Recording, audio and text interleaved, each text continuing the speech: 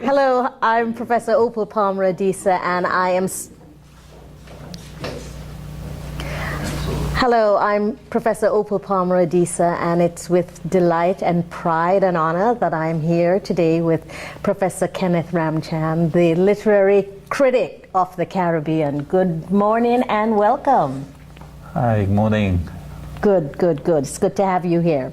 So the first question is, you're one of the prominent live-in critics of the Caribbean literature, and you've written on many of our great Caribbean writers, especially males. How did this journey to being a critic begin? Well, I've written about females as well, and so I think the especially males is not a good idea. All right, okay? I stand corrected. The research for the West Indian novel and its background was being conducted in between 1964 and 1967. Merle Hodges' Crick Crack Monkey did not appear until 1970. And the whole stream of writings by West Indian women only began in the late 60s. So all of that was too late for classification in the book. And I was aware, I mean, I read people like Alice Dury, I read all the Jamaican poets of the period, and that's another thing about the West Indian novel and its background. It's not the kind of book that anybody can write today, because when I was doing it, I read all the plays that were available, all the poems that were available, and all the prose that was available, however bad it was, right? And so I had a panoramic view of the literature. And it was not only, and there was an ideology behind the book, so that I saw the Jamaican writers as West Indian writers. Absolutely. I saw the Barbadians. The ideology of that book was West Indies. Yeah. Before we get more into the book, though, I just wanted to know what led you to decide to be a critic, because that is, you know, again, when we think of the literature emerging, although we had certainly the exile writers, but what was that path that said you were going to be a critic? Well, the foundation of all criticism, people don't believe it today, but the foundation of all criticism is reading and repeated reading of texts. And so very early, I was a reader. Okay. I read comic books. I read the Trinidad Guardian. I read the Evening News. Any newspaper that had a story or a poem or a play or a folk tale, I was reading. So I was reading from the time I was maybe about 6. Because after the war, for instance, my father came with a truckload of books. There was a base, an American base down in Cedros where I lived. My father came, the war was over, and I was about 6 or 7 years old. My father said, "You take the books." He didn't say read. He came and he put them below the house. Okay. And said, "Don't touch his books." But below the house, unprotected. Under the house. The house was on stilts, like, right? So it had a place there. And he put it there. And but I used to go and sit down there and read it. I didn't understand what I was reading. But I read Somerset Maugham, A Man Called Trap. I read things that I didn't understand, just the act of reading. So I think I was an early reader. And the focus on West Indian literature really took a definite form when it was about 19, I hope I don't get the chronology wrong here, it could have been 1953. I believe that book came out in 52. A Brighter Sun. Okay. A Canadian teacher of English came He was red in the face with laughter that he probably had before he came into the classroom. And he said he had to read this thing for us. And he read an episode from A Brighter Sun concerning an old man called Sukdev, and Sukdev and his donkey, how Sukdev sold the donkey. And the whole episode has a joke as well. But while listening to him read it, and I really felt I knew Sukdev. I knew the kind of things Sukdev did. I knew the place. I felt that I entered Sukdev's world, and Sukdev's world was my world. And I realized then, I put it to myself then, because you realize things without knowing you realize them. But I put it to myself then that that's the advantage of reading the literature of your own country and reading a literature that is done in your language. And from the time that thing hit me in '53, I was very assiduous in searching out anything I found by a West Indian writer, including Jamaican, Barbadian, St. Lucian. I was just doing it and doing it for fun. It was pleasure. So I think all my activities as a critic, have the foundation of loving to be a reader and loving reading. I love what you say, and it is so important, because that is what I think I craved, and what so many of us crave and I can identify with, is you read this book and you say, I know this person, I know their life, I know the fruits, I know the terrain. And I remember, I don't even remember which book, but when that first happened for me, which was very different from, you know, Wordsworth's and Daffodils, which we kidnapped. It's a very different thing reading Claude McKay and, you know, Tropics in December and the fruits that I knew. Well, the other thing about that is that when the writer puts it down, he not only shows you what you know, but he makes you see and hear and feel things you don't know. Okay? It isn't just a flattering image of what you already know. All good writers take you beyond what you see ordinarily. And so I began to understand this place a lot better through the writings. I mean, it would be very surprising. I don't know what you know about it, about indentureship. Do you know that up to 1952, I had never heard the word indentureship? Like many young people growing up never knew about slavery. Okay? And it was true, the Selvon book. So, but how do we account for these estates and these people going out and doing tasks and so on? I had asked people, and then they told me, well, you don't know about indentureship? So the book really takes you beyond what you know inside of you and beyond the knowledge you have of the place where you are. And give you a historical context. And they give you a historical. So how long, what was the process of putting together this first collection? And more about the concept behind it. Well, we'll have to talk about concept behind it in a moment. But the narrative is that I wrote my A-levels and didn't win the #1 Island Scholarship, but got what is called an additional scholarship. And they wanted me to do a degree in geography. I said, no, I can't do that.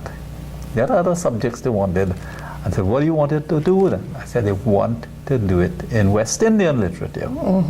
I want to go and study West Indian literature overseas. I said, well, you can't do that because they don't have any place. So I said, well, literature. And so I went and I did English literature at Edinburgh University.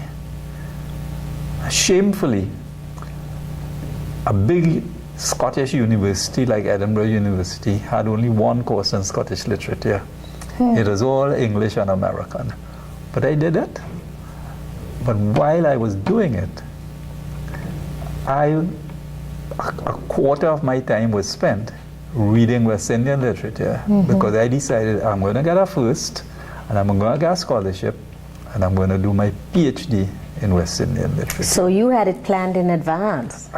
You were clear that this was It a body of work that needed to be That's done. where I was going. And what really drove me, in those days, there was no career as such. But what drove me is I love it.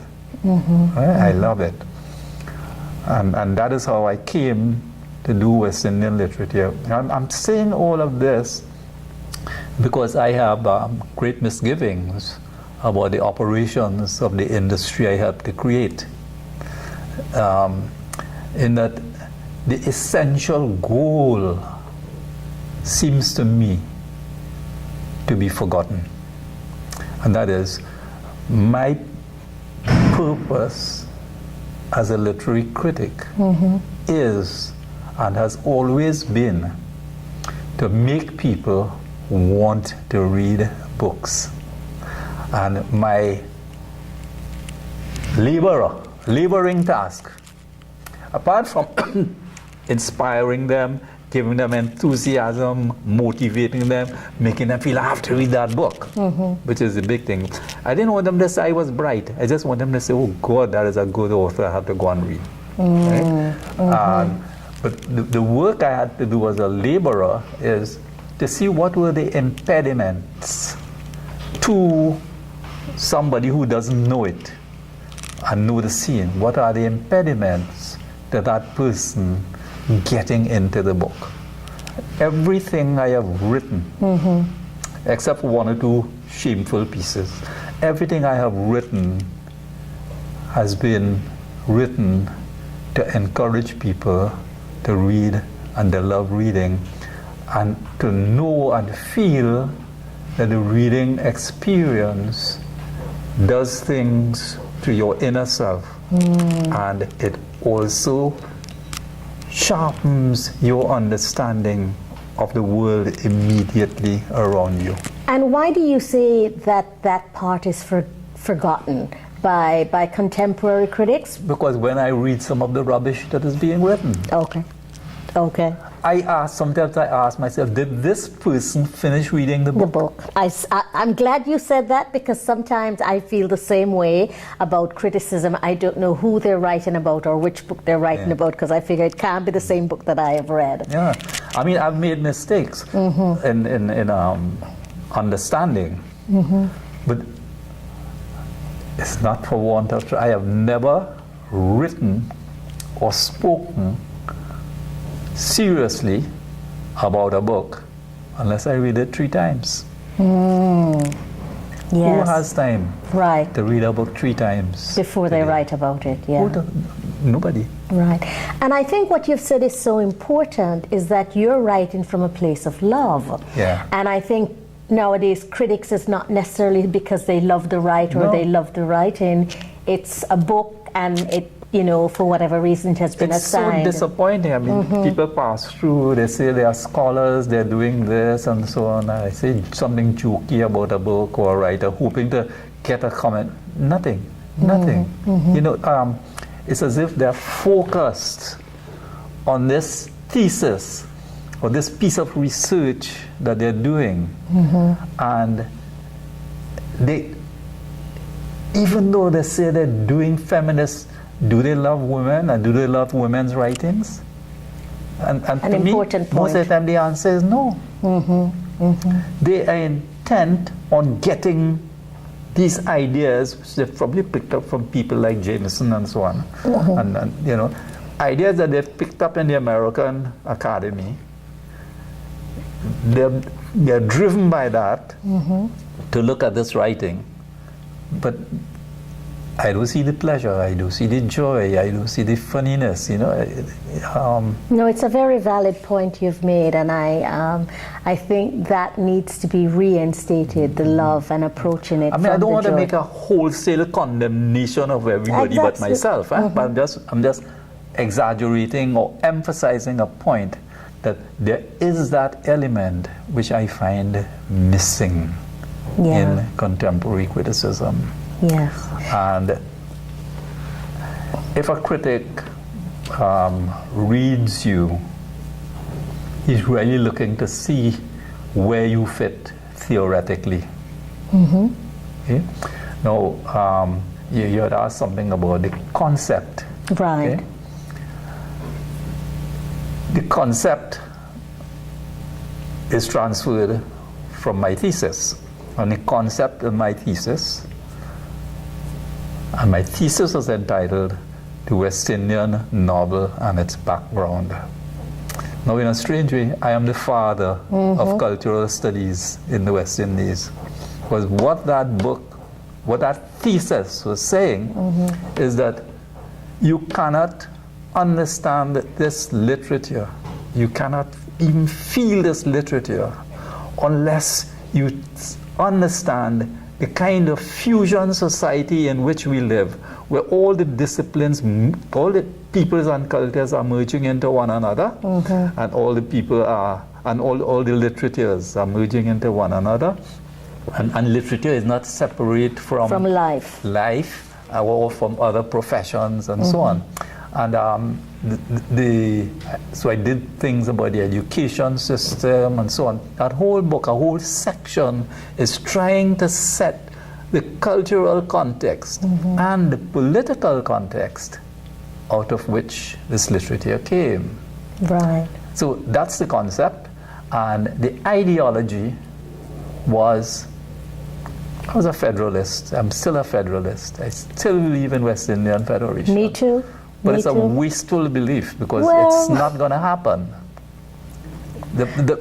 Everybody wants to be king in his own. Even at the time of the Federation, Manly wasn't coming. The only fool who came was Adams.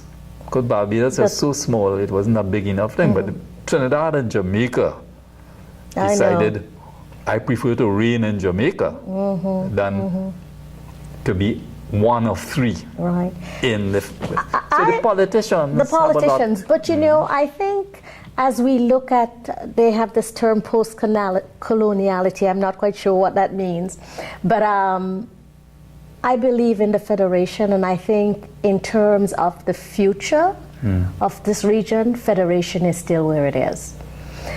But you know, we will see. What I would like you to talk about, though, is looking back on that text 50 years later, would you reframe it in a different way? Obviously, now there are more women and lots of women writing, so there would be the inclusion of women. How might that book, if you were to do, for instance, a 218 version?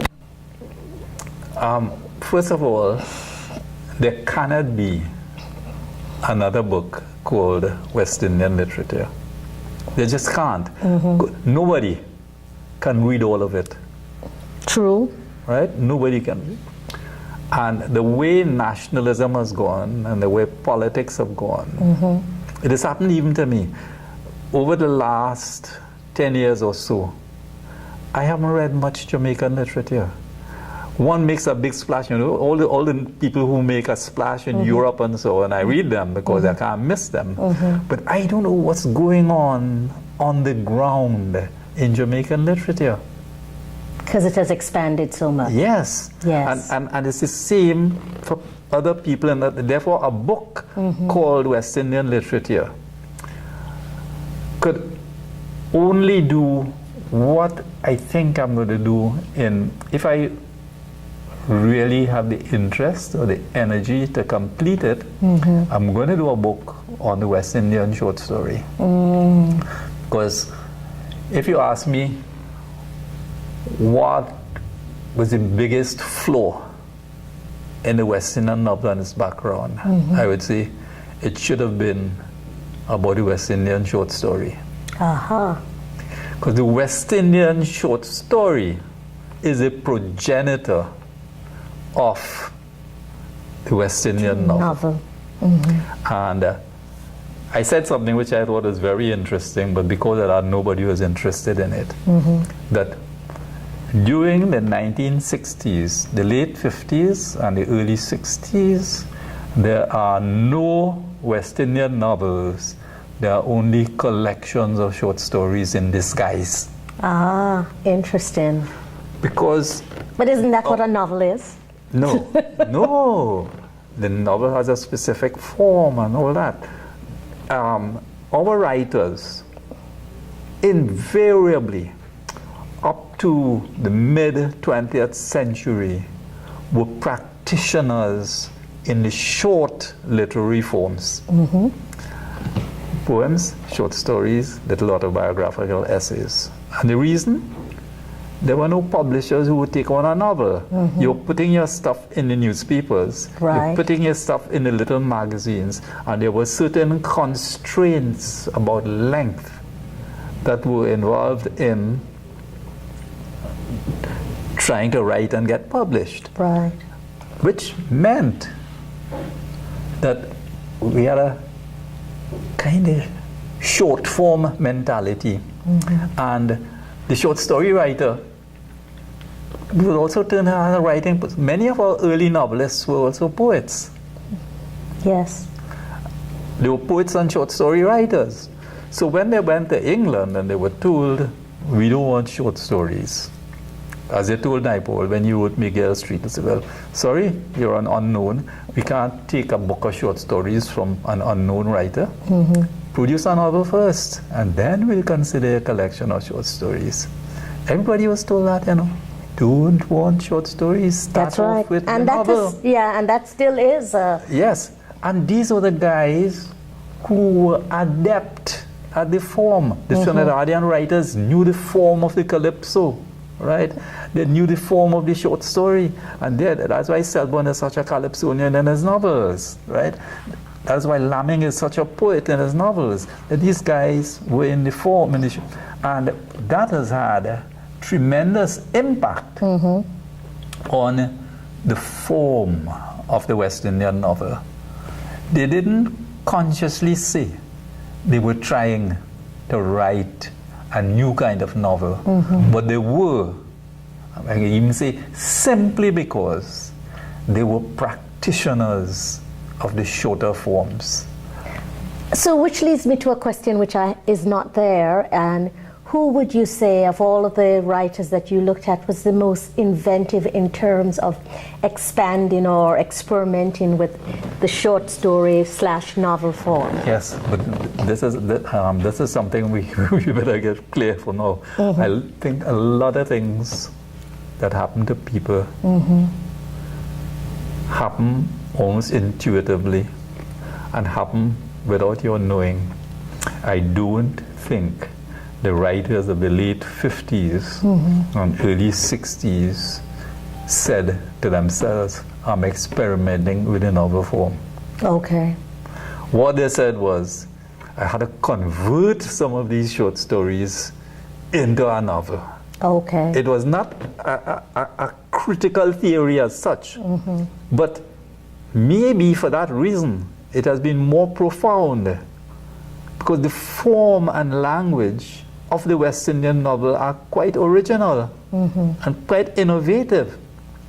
And I think that is because so, as I said, if you ask me what was the greatest mistake in the West Indian novel and its background, is that I should have written more about the impact. I did hint at it, right, in the book, but I didn't develop that enough. And in fact, I only came to that years after the book, when I started thinking.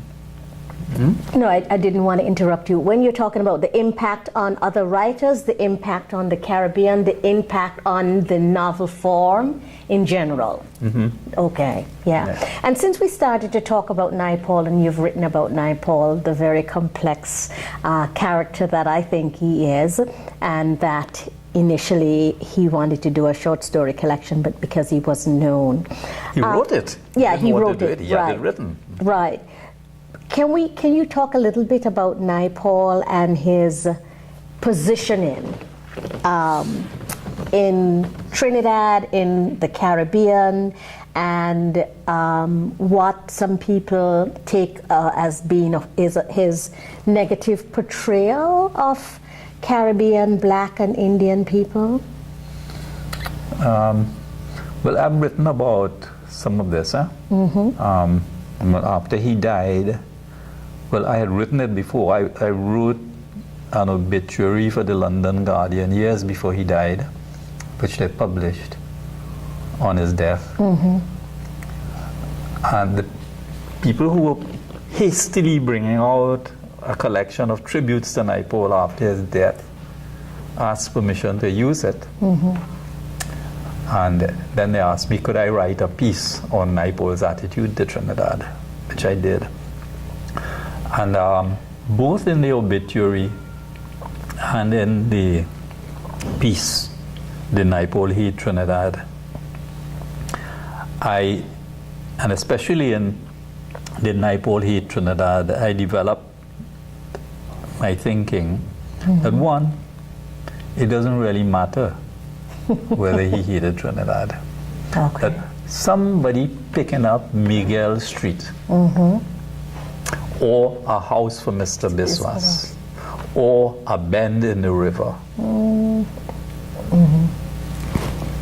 is not going to ask, does he hate Trinidad or love Trinidad? It's almost irrelevant. You are immersed in a fictional world. Strange, exciting, violent people. You're caught up in it. And you are responding to that. It's like when somebody says, well, I see where you're coming from.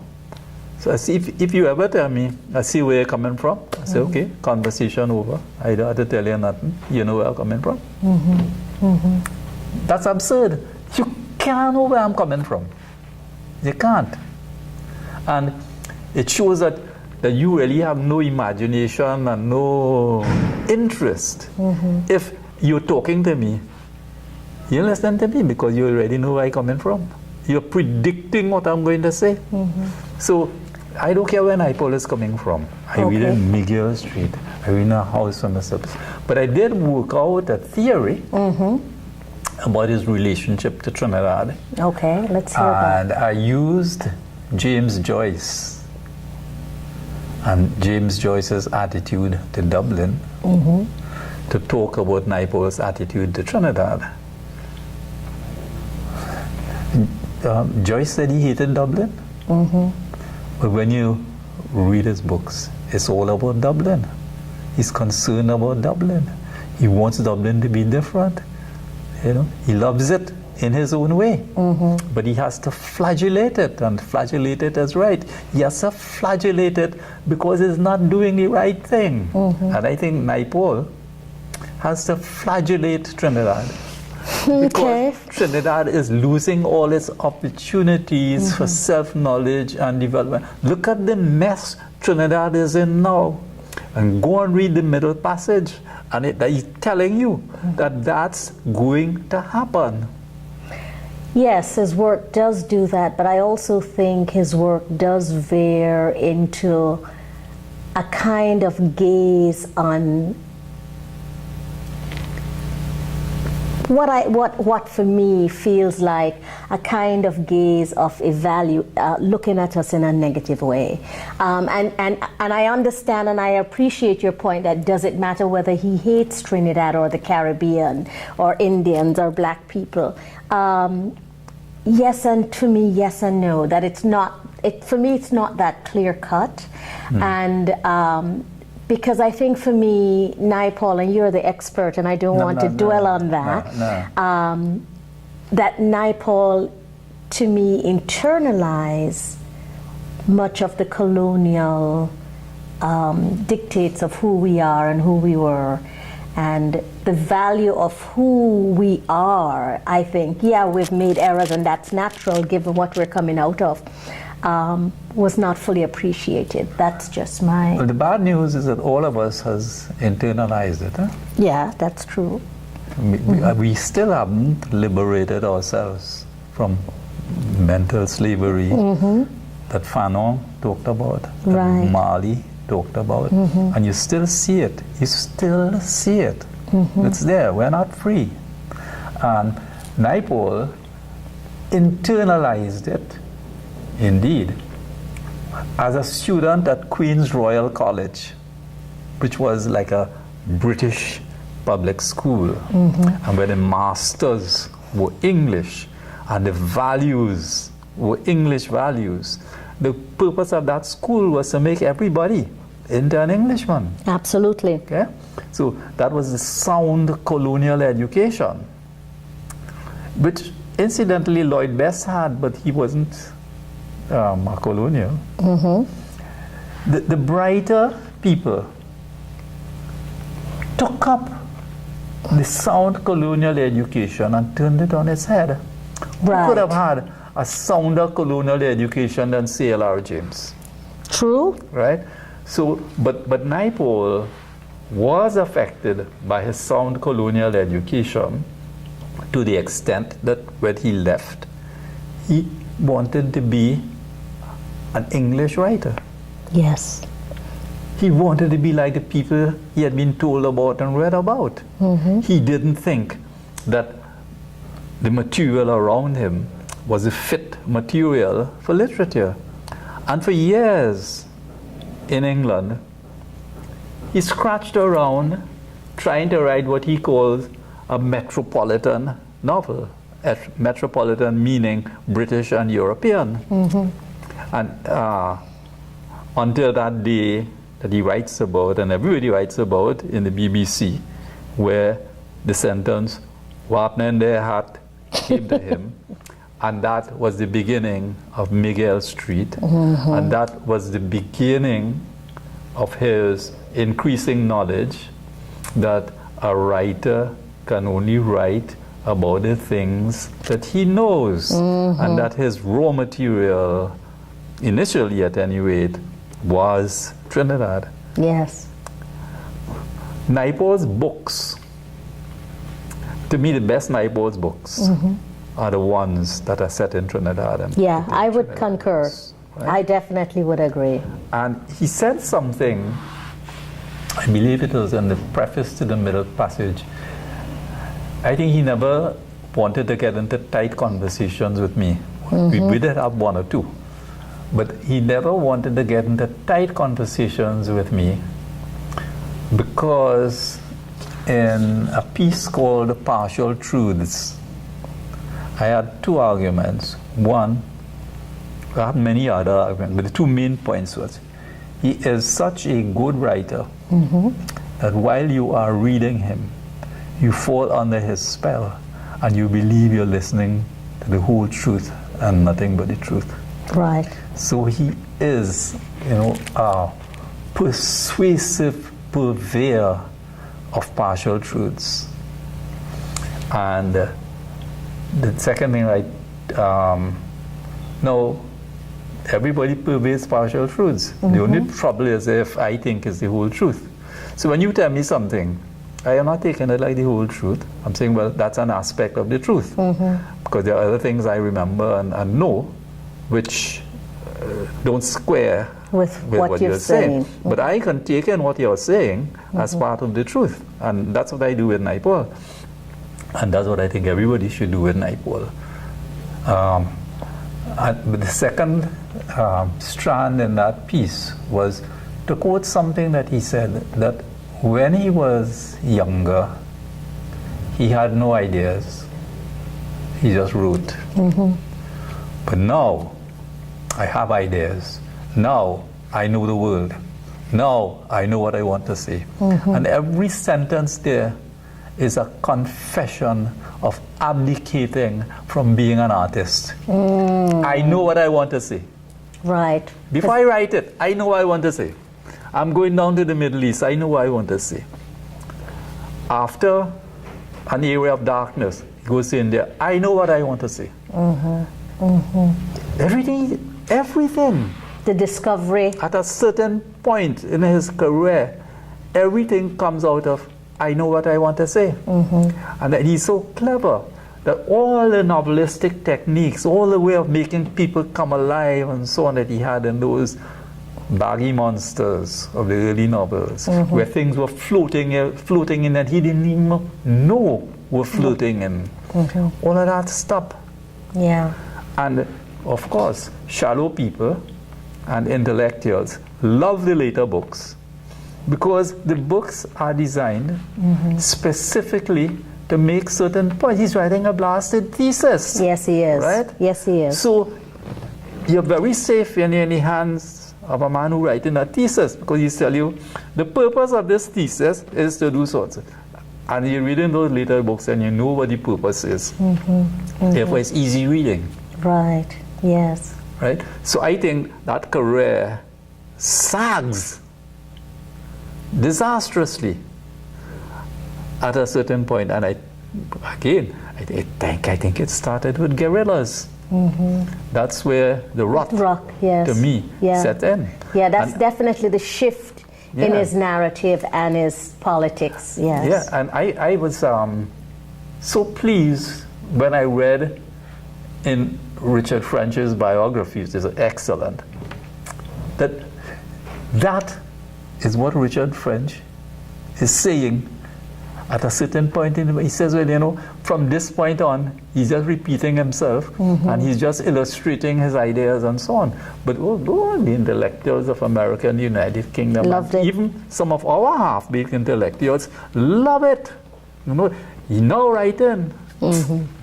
Anyway, so I want to shift a little bit from Naipaul and go back to women writers. So Merle Hodges' Crick Crack Monkey, which is still considered, you know, the beginning of the West Indian female novel or the Caribbean female novel, comes out. And so my question is, who are some of the earlier Caribbean women writers whose works celebrated independence or, you know, were an anchor? Well, they could have celebrated independence because independence came in the 60s with the pre-independence women writers.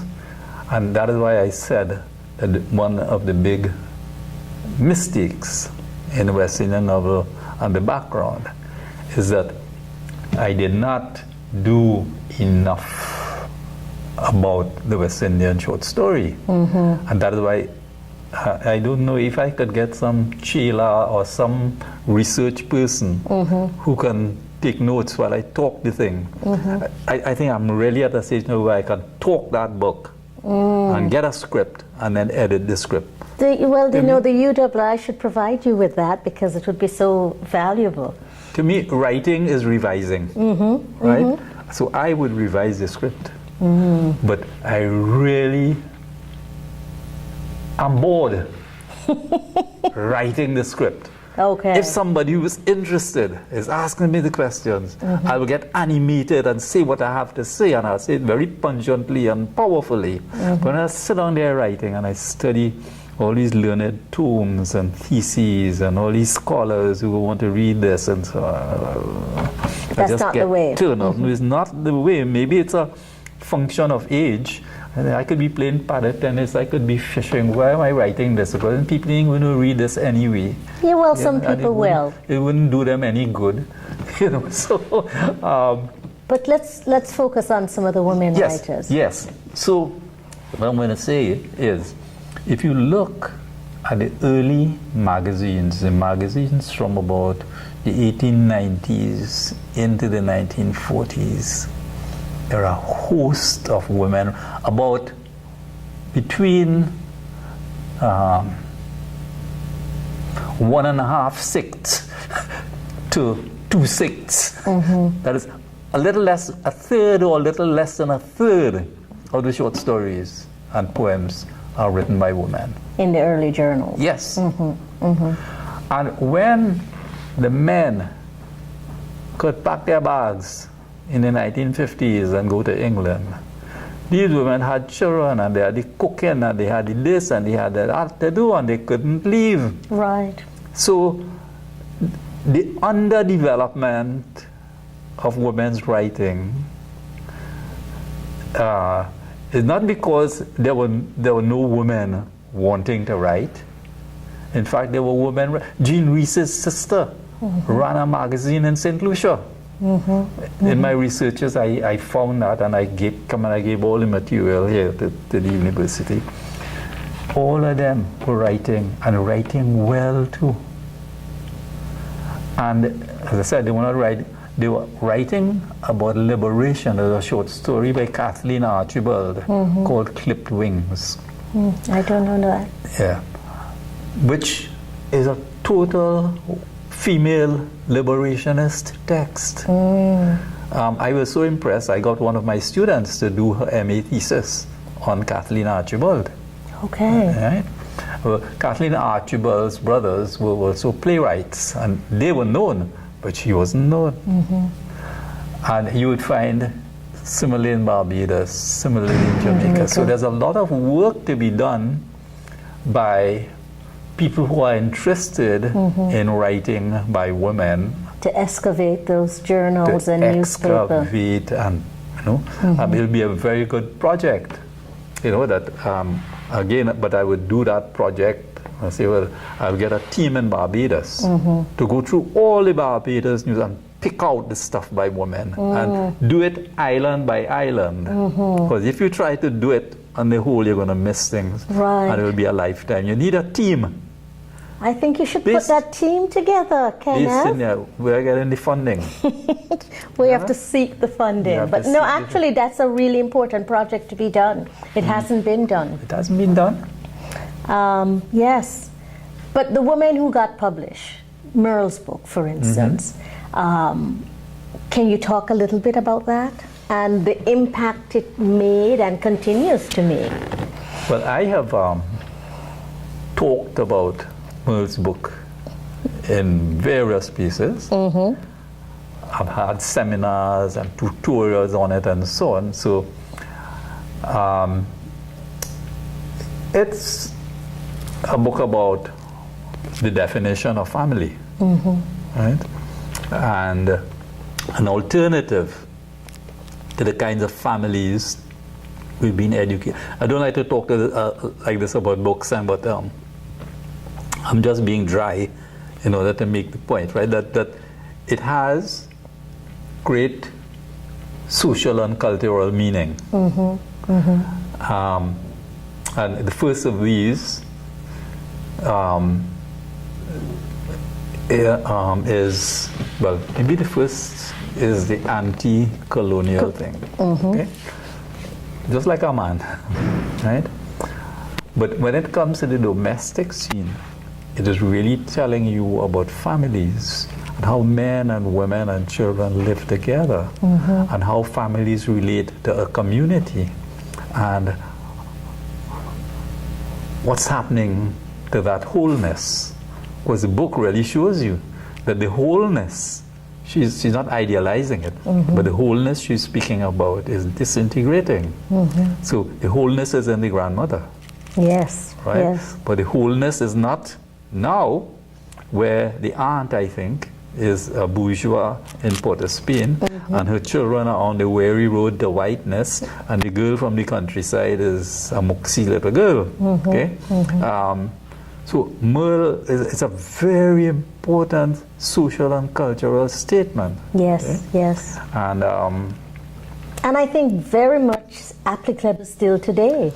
Yes, yeah. Okay? So Jamaica Kincaid, I've written about Jamaican Kincaid. Mahadev Das, a wonderful poet. Lakshmi Prasad, very good novelist. I introduced a couple of her books, did the launchings and so on. So I've been following Olive Senior. He's a major writer. Absolutely. You're a very good writer. Thank Dion you. Brand is a very good writer. You know, they're there. Yes. But some of the ones I'm calling, they ain't riding any ideological horse. They are, first of all, writers. They are writers who happen to be women, and who, because they happen to be women and have lots of experiences that only women have had, because of that, they tell you a lot about the female, about the woman in society. And they make statements about them. They don't make statements, but they give you ideas or feelings about the shaping of our society that's very different from that you get from the more politicized and patriarchal figures. Right. So I think, people wouldn't agree with me. That you all have got it all wrong. There's a gold mine there in women's writing, which is being blighted by these approaches. This is a feminist and this is not a feminist. These are writers. And automatically the feminist thing would come in, but you don't go to them. Go to them with the excitement that this is a very good writer, this is an interesting writer. And if you go with that kind of love and appreciation and appetite, you're going to find more grist for your mill than you would have got if you came and say, she's not feminist enough for me. Right. But I want to go to a point you made with regards to the male patriarchal political writer and women as sharing the domestic space. I want to know if we want to make a distinction between the politics of the domestic space and the politics that is seen as outside of the domestic space. So that men have always been said to write about the politics, the larger politics, whereas women are bound or restricted in the domestic politics, which I think the domestic politics is not restricted, but it mushrooms out into the larger political sphere. It does mushroom out, but the first thing I would say is that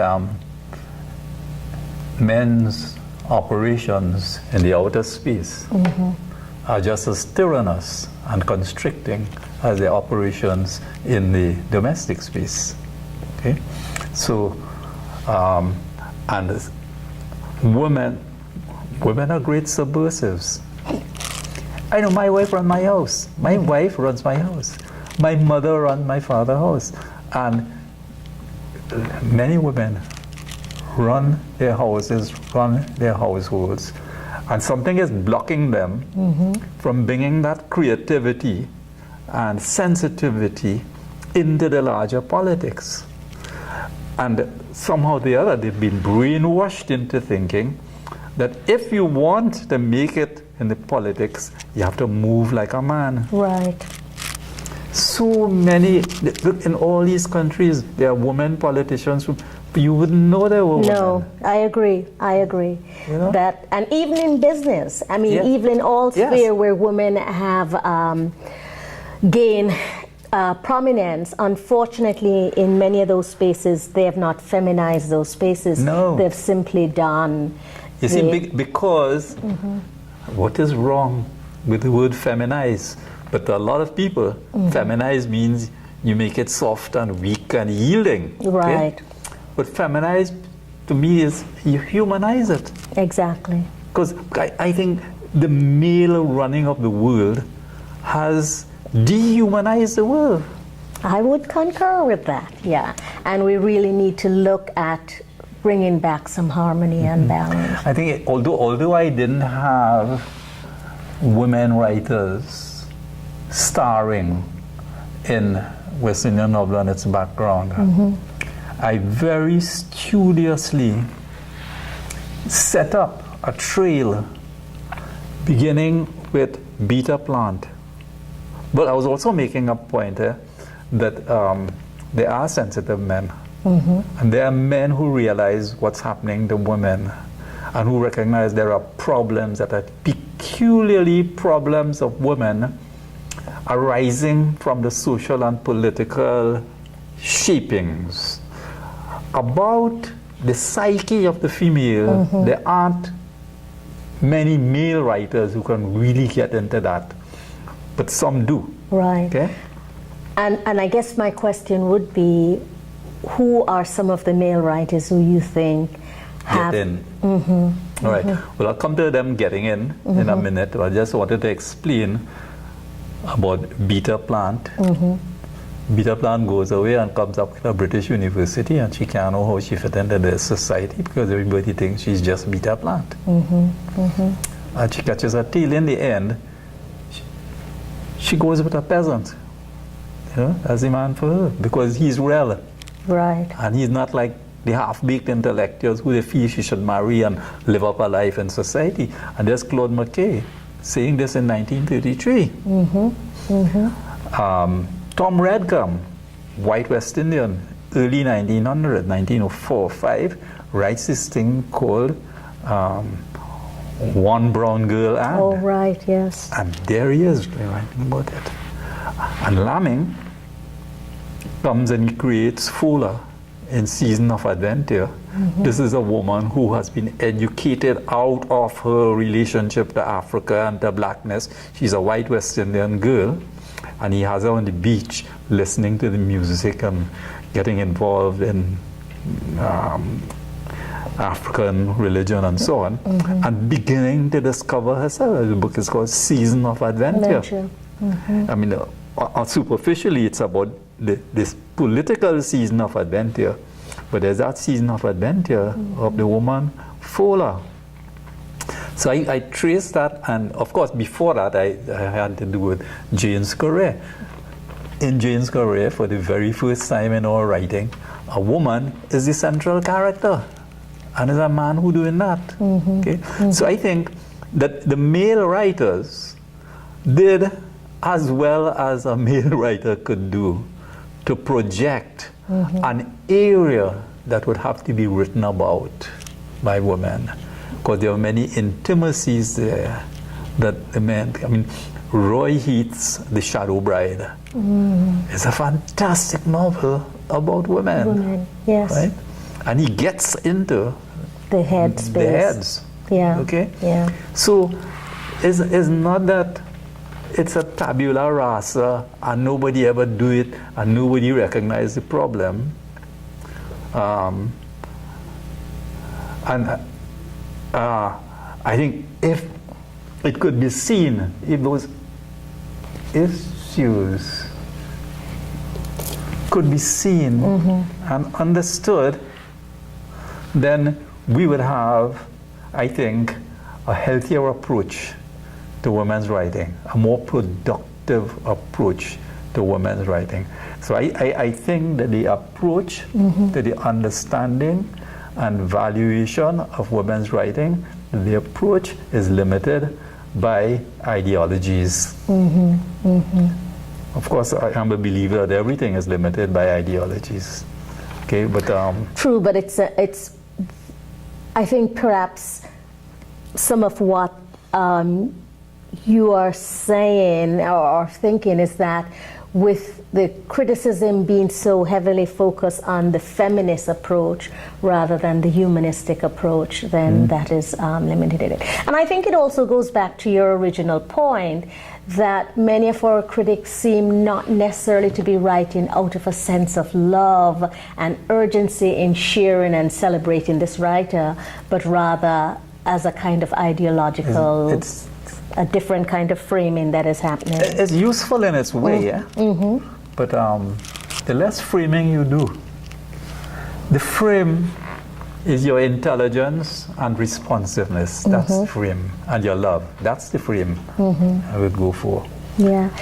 So one of the things now you say you can't keep up, and I certainly can't keep up. At one time I could boast that I could keep up, but there are just so many writers that are coming out of all of these places now, which is kind of wonderful. And also there are different kind of genres that have emerged from the Caribbean that we didn't see before. But what would you say are some of the trends that you now detect? And, you know, what is it that we should be watching out for? So here again, my question is partly based on the politics of the Caribbean and for what I see as not a flaw, but a crisis in identity. And I'm wondering, are the writers looking at that in terms of this so-called new Caribbean and our position vis-a-vis the USA and internet and what is the mass media erasation of the Caribbean? And so what are the trends and what are is the writing looking at those kinds of issues? I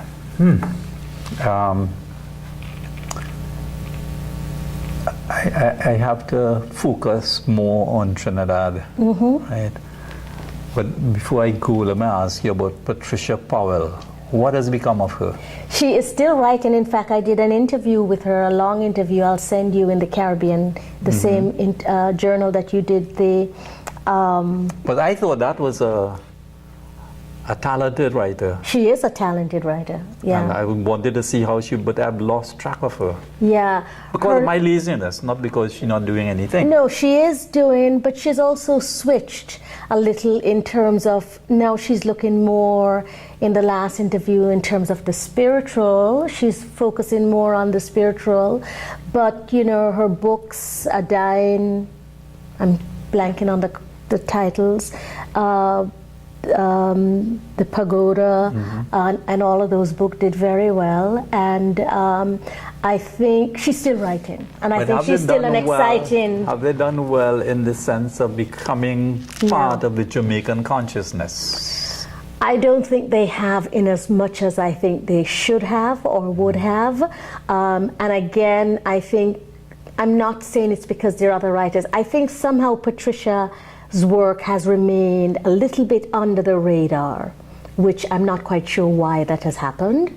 But I certainly appreciate and love her work, and thought certainly in her earlier work she was doing stuff that no one else, not only just in Jamaica, but the rest of the Caribbean was doing, and touched subjects of homosexuality and transgender and indentureship. You know, her book about the Chinese, you know, she just... There's a powerhouse of women's writing in Jamaica, you know, Olive, the great poet Lorna, Velma herself, Pamela Mordecai, all of who, but after them, who's there?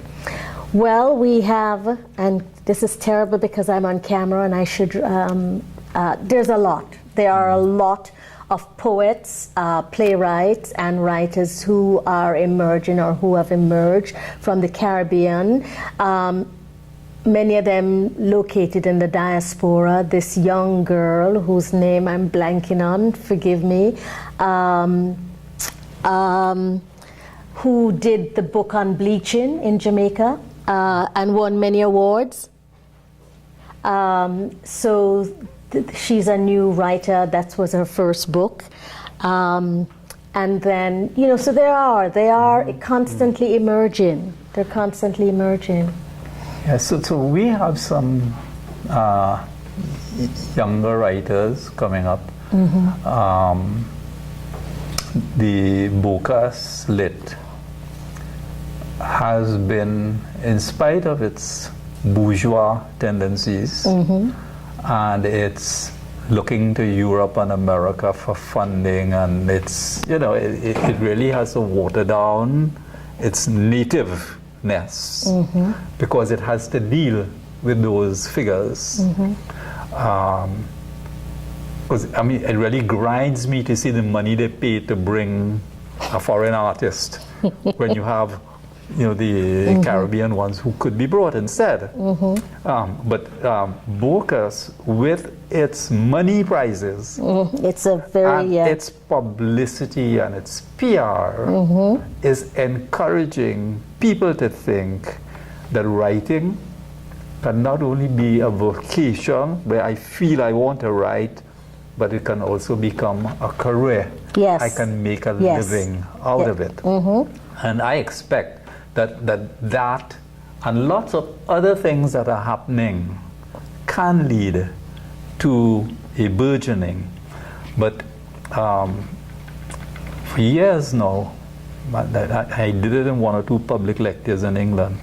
I have been worrying about the fact that people sometimes don't even read a whole book, and they don't read a book 3 or 4 times. And how can we present the book today that would produce the effect of the book without necessarily having the form of the book? And I look at some of those BBC remaking of the 19th century novel. Okay. I read Vanity Fair twice in my life. I never got around a third time because I knew I wasn't going to write anything about it. Wonderful book, but oh God, you only have a short life. But I would look at the BBC Vanity Fair again and again and again. And I feel, because I know the book, I make a response to the film of Vanity Fair that is quite similar to the response I make to the book. As a reader. As a reader. And I am wondering, I've always wondered, for more than 20 years now, I'm wondering, somebody was talking to me about this problem and I got lambasted for it. I said, if somebody told me, Ken, we're paying you some money to do an annotated edition of A House for Mr. Biswas. Historical introduction, critical notes, explanations of everything.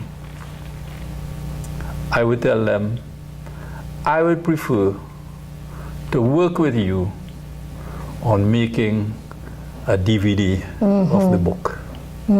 Because you all people who making DVDs, you all don't understand books. And you really need consultants who know about books and love books to help you in the transfer. Right. And when you make that, the literature would survive and not be as marginal as it is now. And it would survive in the consciousness of the people who are watching it. And actually they need to do that. So that's, you have all of these amazing projects. We're coming towards the end. You have all of these amazing projects that we need to get funding for you to do, because yes, I do think by now we should have a series of West Indian books that are made into DVDs. I gave a girl a project to do a PhD called The Film and the Book. Choose, there are about 6 West Indian novels that have been turned into movies. Look at them and see how good or bad they are and where they have failed to create the book in a medium that young people today would understand. Well, she had her problems, families sick and so on, and she never did the thesis. But I gave her that thesis because that is something you always feel you're going to live forever, that I will come around and do one day. Oh God, but nearly 80, I can't do them. You can still do it with help, with funding. So that's a project. Right? Well, you've thrown out a number of projects. I love the idea of looking at women writers through the short story and having a team in Barbados, in Jamaica, in Trinidad, in Haiti, and putting that collection together. That's an amazing project, and I think this is also another important project with regards to looking at those. And off the top of your head, you're probably better than me, although older, a little older.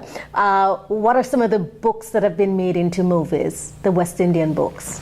The Orchid House. The Orchid House. By Horace Ovey. There are about 2 on White Sargasso Sea. The harder they come. Which is very interesting. Because the book was written afterwards. See, and that'll be an interesting case to look at. Yes. And Mike Felwell is still around. Yeah. The lovely book called The Lunatic. Oh gosh, I love that. Yes. The Lunatic. And the movie is very good. Yes, the movie is very good. It still has a lot of credence. Yeah. There are a couple more that I'm blanking too, but you're right. That's another project. So you've thrown out all of these projects. The Lunatic is amazing, huh? Lovely, funny. The old Winkler. So, what are you working on? What's your projects these days? Well, I'm doing something fitfully called the book, B-O-K-E, of the West Indian short story, which I'm going back into the 16th century, beginning of Columbus's journals, and saying that before you had the short story, you had episodes and pockets in histories like Edward Long and Brian Edwards, you had pockets which described the native life, or which copied some of the folk songs and so on. Right. And that's part of the lost literature and the formative literature of the time. And there were collections of folk tales early on as well. Indeed. So the book of the West Indian short story will end in 1950, or in the mid-50s, because at that point,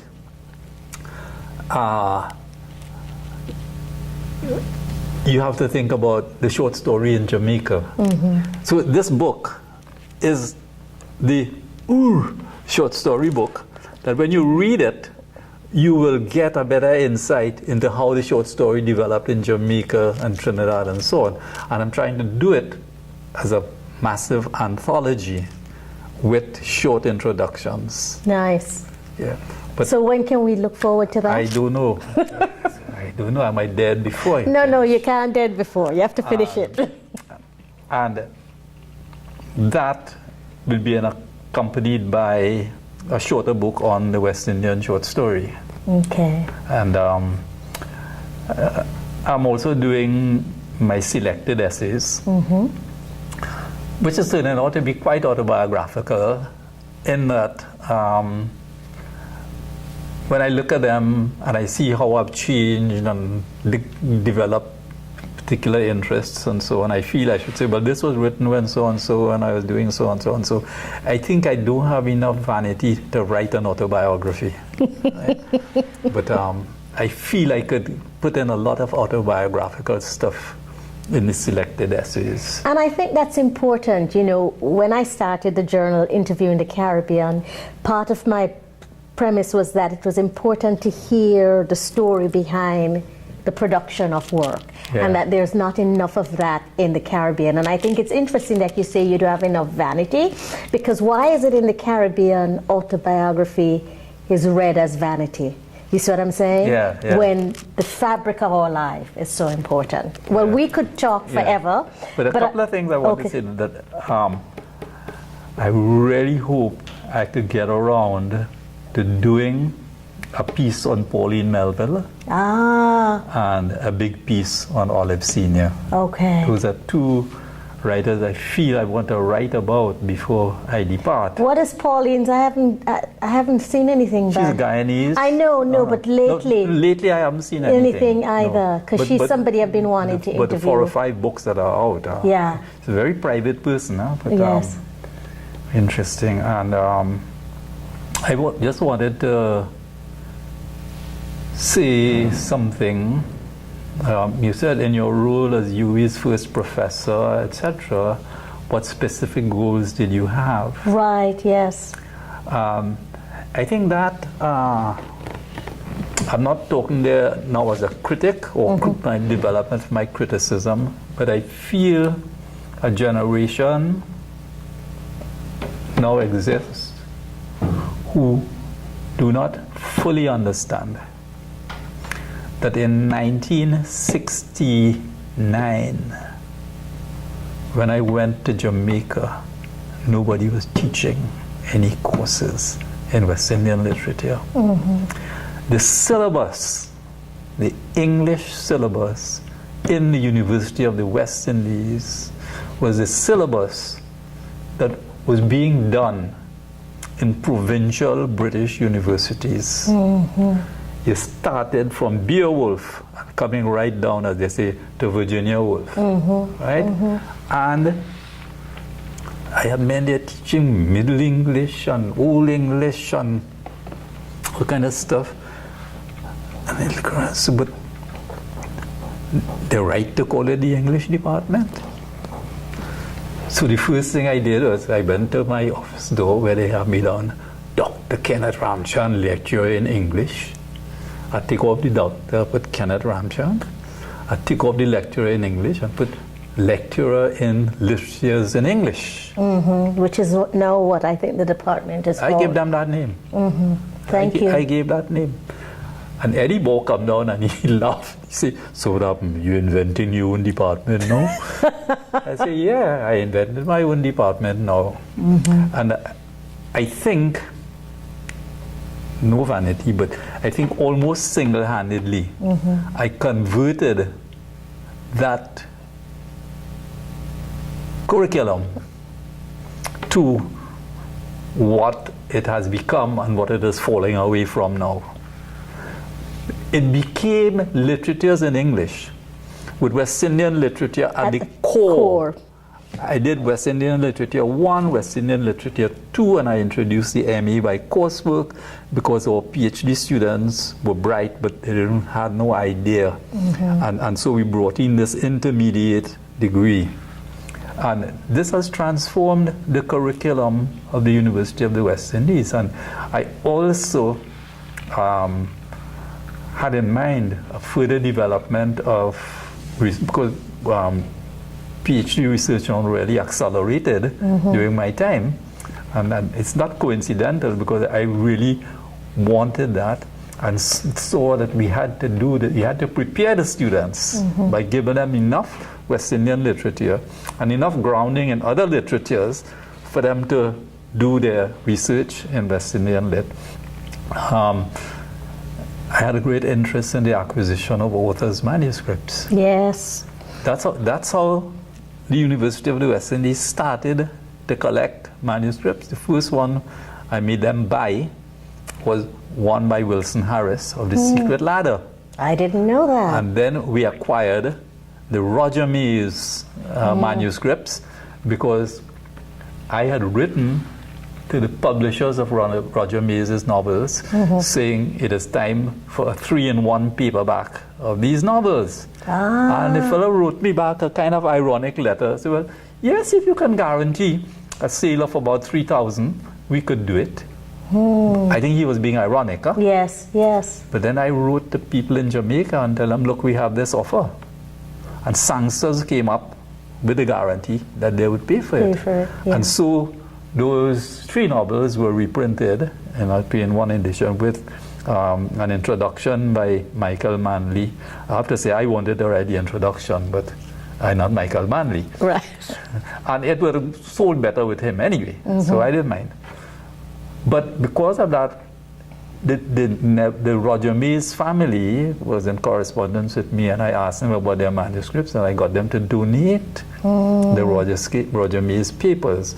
And so I got Michael Anthony, I got Eric Roach, I got Lovelace, I got some Walcott, and so on. And that's how this university got into the acquisition of manuscripts. So those are the things that I feel are enduring, as it were, beyond ego and so on. These are institutional changes that came about because it was a lucky time. People wanted it. Well, it's not so much lucky, it's also the way in which it was framed and that you had the foresight. And that's, I mean, really, I really personally want to thank you for launching West Indian or Caribbean literature and making it important and valid and canonizing it, because but we have to be careful that I saw myself as trying to remove an English canon which was colonizing and smothering us. And I don't believe in canons. Okay. That if you go and look at the West Indian literature, of course, if you're Lamming or Naipaul or Kamal Brathwaite or Kamal, people have to study you, or Walcott. Okay? So, but you're not building a canon, you're just saying that these are important writers in our civilization. Right. But if you check the book lists, you will see that every year we changed and we changed and we changed because we did not want one book to solidify as the go-to book. Right. Okay?